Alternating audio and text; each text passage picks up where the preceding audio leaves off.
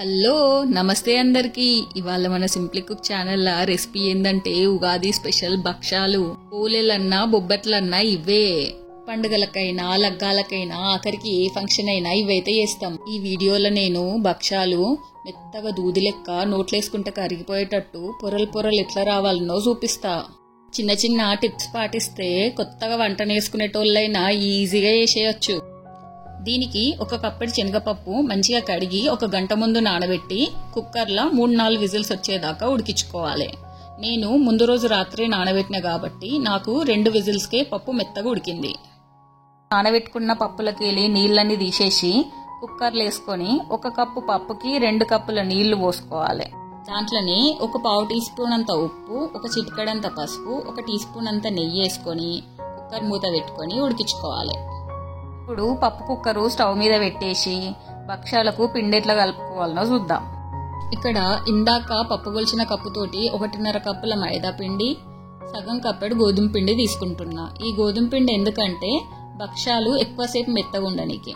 కావాలంటే మీరు మొత్తం గోధుమ పిండితోటే చేయొచ్చు, లేకపోతే మొత్తం మైదా పిండితోటే చేసుకోవచ్చు. ఈ పిండిలా ఇప్పుడు 1 పావు టీ స్పూన్ అంత ఉప్పు, చిటికెడంత పసుపు, 1 టీ స్పూన్ అంత నెయ్యి వేసుకొని మొత్తం అంతటా కలిసేటట్టు మంచిగా కలుపుకోవాలి.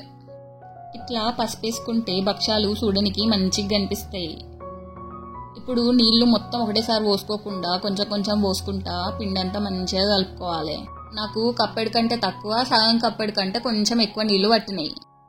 భక్షాలు మంచిగా వచ్చుడు రాకపోవడం అనేది కిటికంతా ఈ పిండి విసుకుట్లనే ఉంటది. పిండి ఎంత మంచిగా పిసుకుడు పడితే భక్షాలు అంత మెత్తగా మంచిగా వస్తాయి.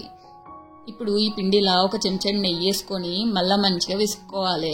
ఇది చూడడానికి చపాతీ పిండి కంటే మెత్తగా ఉంటది. ఇట్లా మంచిగా విసుకున్న తర్వాత ఒక బట్టనన్నా ఒక మూతనన్నా కప్పి 1 అర్ధగంట సేపు పక్కకు పెట్టుకోవాలి. మీ ఇంట్లో ఈ భక్షాలంటే ఎవరికి ఎక్కువ ఇష్టమో కమెంట్ చేసి చెప్పుర్రి. అట్లే మీరు వీటిని ఏమంటారో అది కూడా కమెంట్లో రాయుర్రి. 2 విజిల్స్ తర్వాత కుక్కర్లోకి వెళ్ళి ప్రెషర్ అంతా తీసేసి పప్పు ఎట్లా ఉడికిందో చూద్దాం. చూసిర్రు కదా పప్పు ఎంత మంచిగా ఉడికిందో. ఇట్లా కొంచెం పప్పు తీసుకొని ఒత్తి చూస్తే పలుకు లేకుండా మెత్తగా ఉడికిపోయి ఉండాలి. ఇట్లయితేనే పూర్ణం మంచిగా అవుతుంది.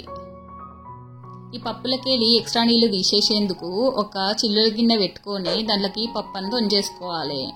ఈ గిన్నెని ఫ్యాన్ కింద 5 నిమిషాలు పెడితే నీళ్ళన్నీ ఒడిచిపోతాయి, పప్పు కూడా మొత్తం చల్లగా అవుతుంది.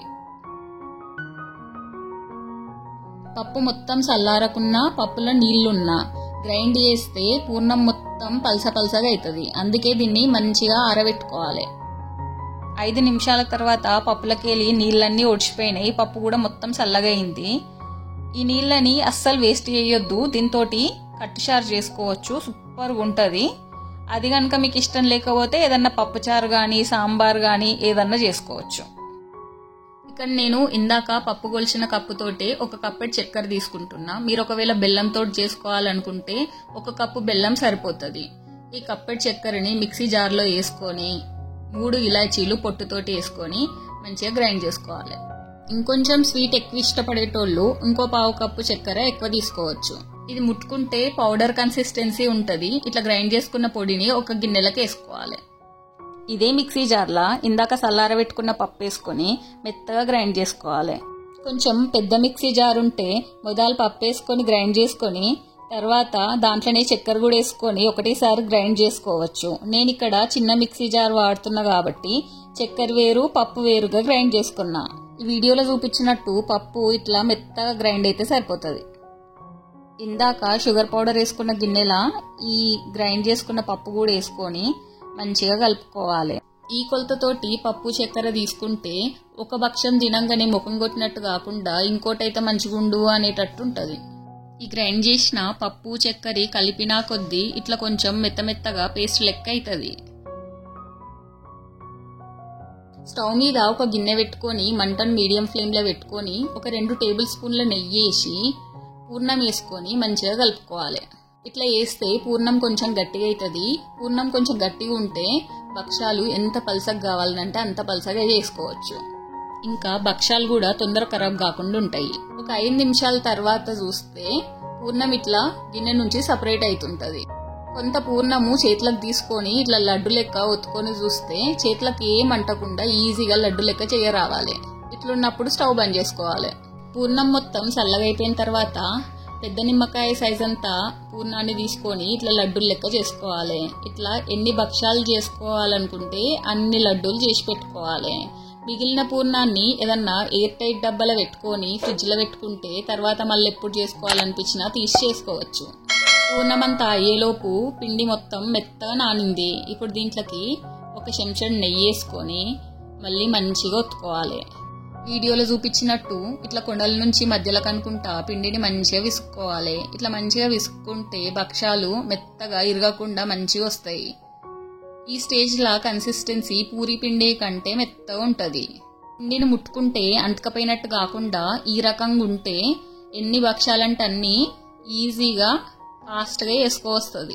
ఇప్పుడు చిన్న నిమ్మకాయ సైజ్ అంతా పిండి అంటే ఇందాక వేసుకున్న పూర్ణం లడ్డు కంటే తక్కువ పిండి తీసుకొని చిన్న ఉండలెక్క చేసుకోవాలి. తర్వాత బటర్ పేపర్ మీద నెయ్యి వేసుకొని ఈ ఉండని పెట్టుకొని చిన్న సైజు పూరీ లెక్క ఒత్తుకోవాలి. ఇట్లా వేసుకున్న పిండిలా ఇందాక వేసుకున్న పూర్ణం ముద్ద పెట్టుకొని వీడియోలో చూపించినట్టుగా చుట్టూ ఉన్న పిండిని పైన కనుకుంటా పూర్ణం మొత్తం కవర్ అయ్యేటట్టు క్లోజ్ చేసుకొని మళ్ళీ కొంచెం ఒత్తుకోవాలి. పూర్ణం ఎక్కడ బయటకు అసలు కనిపించొద్దు. ఇప్పుడు బటర్ పేపర్ మీద నెయ్యి వేసుకొని ఈ ఉండని పెట్టి పైనుంచి ఇంకొంచెం నెయ్యి వేసుకొని పైన ఏదన్నా బటర్ పేపర్ కానీ ప్లాస్టిక్ షీట్ అన్నా పెట్టుకొని భక్షం ఒత్తుకోవాలి. ఇట్లా వేస్తే భక్షాలు ఎక్కువ కష్టం లేకుండా ఎంత పెద్దగా అంటే అంత పెద్దగా చేసుకోవచ్చు. ఇట్లా పైన షీట్ పెట్టి పక్కకు జరిపినట్టు ఇట్లా స్ప్రెడ్ చేసుకోవాలి. రౌండ్ షేప్ వచ్చేటట్టు చూసుకోవాలి. ఇట్లా ఎంత పల్సగా కావాలంటే అంత పల్సగా స్ప్రెడ్ చేసుకోవచ్చు. ఒకవేళ బటర్ పేపర్ లేకపోతే ఏదన్నా ప్లాస్టిక్ కవర్ అయినా అరటాకైనా ఇస్తరాకైనా దేని మీదైనా చేసుకోవచ్చు. పిండి మంచిగా తడుపుకొని పూర్ణం మెత్తగా వేసుకొని భక్షాలు చేసుకుంటే కొనలకంతా పిండి పిండి లేకుండా ఇట్లా పూర్ణం మొత్తం కొనల దాకా మంచిగా స్ప్రెడ్ అయ్యేటట్టు వేసుకోవస్తుంది. చూసారా భక్షం ఎంత పల్సగా రౌండ్గా వచ్చిందో. ఇప్పుడు ఈ భక్షం కాల్చుకునేందుకు స్టవ్ మీద ఒక పెంక పెట్టి మంటను మీడియం ఫ్లేమ్లో పెట్టి బటర్ పేపర్తో పాటు ఇట్లా రివర్స్లో వేసుకోవాలి. కొంచెం వేడి తలగంగానే బటర్ పేపర్ ఇట్లా ఈజీగా సపరేట్ అవుతుంది. వేడి మీద ఉన్న బటర్ పేపర్కి అయితే ఏం కాదు, కానీ ప్లాస్టిక్ షీట్ మీద చేసేటట్టయితే భక్షాన్ని ఫస్ట్ చేతి మీదకి తీసుకొని తర్వాత పెంక మీద వేసుకోవాలి.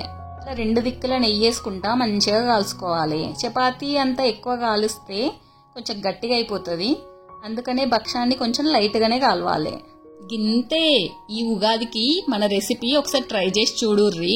భక్షాలు నోట్లేసుకుంటే ఇట్లనే కరిగిపోతాయి. ఈ వీడియో మీకు నచ్చితే ఒక లైక్ అయితే చెయ్యుర్రి. దోస్తులకి చుట్టాలకి షేర్ చేసుడు మరవద్దు. ఛానల్ ఇంకా సబ్స్క్రైబ్ చేసుకోకపోతే వెంటనే చేసుకోండి. ఉంటా మరి, బాయ్.